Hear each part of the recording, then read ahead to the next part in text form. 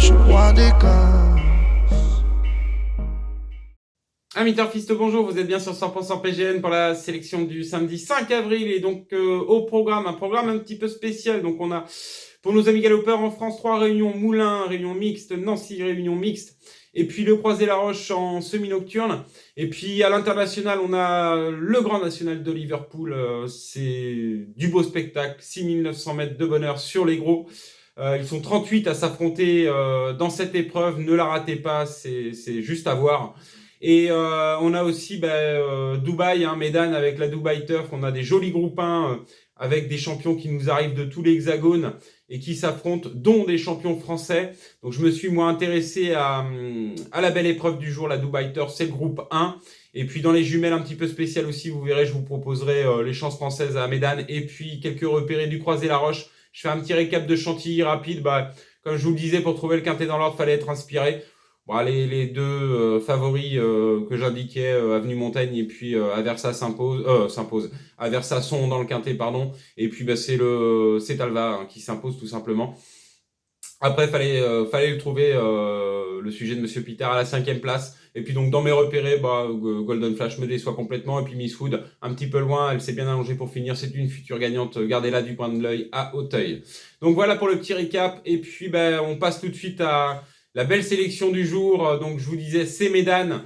Et puis dans les jumelles pour les champions français. Et puis derrière, on ira un petit peu au Croisé-la-Roche. Et donc on s'intéresse à la plus belle épreuve à Médane, la course 7, c'est le groupe 1 du jour, c'est la Dubaï Turf. Elle voit s'affronter 11 champions venant de tout l'Hexagone. Le départ c'est 18h15, ne loupez surtout pas cette belle épreuve, c'est du joli spectacle.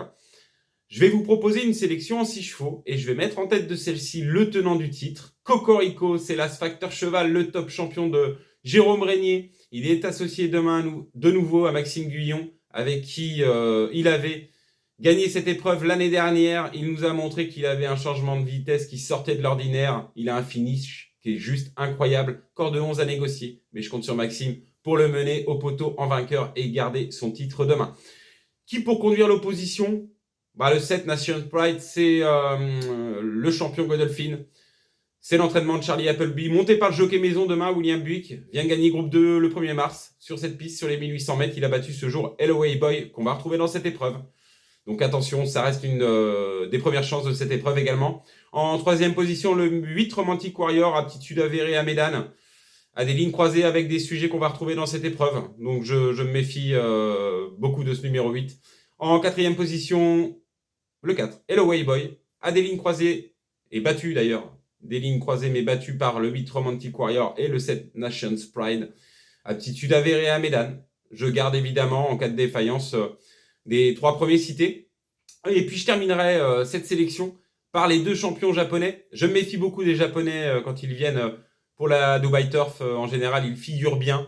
Donc je mettrai le 10 Breakaway. C'est l'entraînement, c'est pas l'entraînement, c'est la montre tout simplement de Christophe Patrice Lemaire, le top champion français, le top jockey français qui est installé au Japon depuis pas mal d'années. Donc je fais confiance à Christophe Patrice Lemaire qui est associé à ce numéro 10, même si on n'a pas de ref à Médane. Et puis je terminerai par le 11 Liberty Island, c'est le 2e champion japonais qui lui est 3e de la Dubaï schéma classique l'année dernière et qui a devancé d'ailleurs le 8 Romantic Warrior. Donc attention, je me méfie beaucoup des forces japonaises dans cette épreuve. Donc je vous redonne rapidement ma sélection. Je mets en tête de celle-ci l'As Factor Cheval, en 2e position le 7 Nation Pride, le 8 Romantic Warrior, le 4 LOA Boy, et je terminerai par le 10 Breakaway et le numéro 11 Liberty Island. Et donc avant les jumelles un petit peu spéciales, aujourd'hui je vous fais part des champions français engagés à Médane dans les jolis groupes 1 de la journée. Et puis je vous ferai un petit repéré sur le Croisé-la-Roche. Je démarre donc par la course 3, c'est la Godolphin Mile. Là, on a 3 champions français engagés. Donc, on a le 9, No Lunch, sera monté par Maxime Guyon. C'est l'entraînement Christophe Ferland, Kazakh Vertemer et frère. No Lunch, il a montré l'étendue de son talent cet hiver à Cannes-sur-Mer sur la PSF.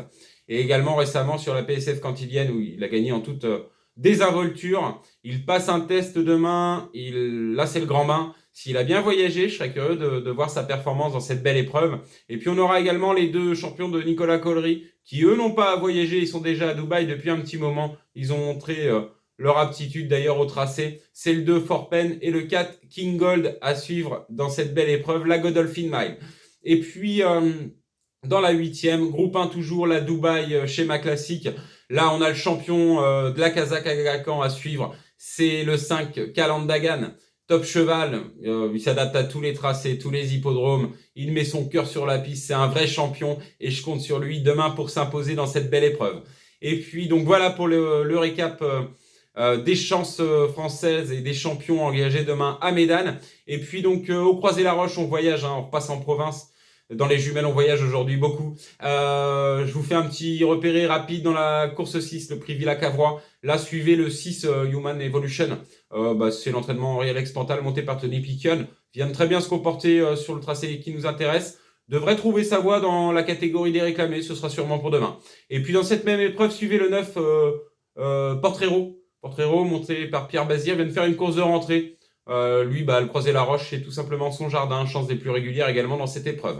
Et puis dans la 7e, c'est le prix Ressenker. Il y a une candidature dont je me méfierais, c'est le 6 Valertas, c'est l'entraînement de Paul de Chevigny. Il vient de faire une course de rentrée, c'est une jument de 4 ans qui avait montré des moyens à 3 ans. Elle n'a pas forcément répété cette belle première sortie publique, mais demain, je serais curieux de voir ce que ça va donner pour cette deuxième sortie 2025. Donc voilà pour le récap Croisé-la-Roche, le 6 Human Evolution et le 9 Portrero dans la 6e. Et puis dans la 7e, suivez du coin de l'œil le 6 Valerta, la jument de Paul de Chevigny. Donc voilà dans les jumelles. Et puis allez la France à Médane.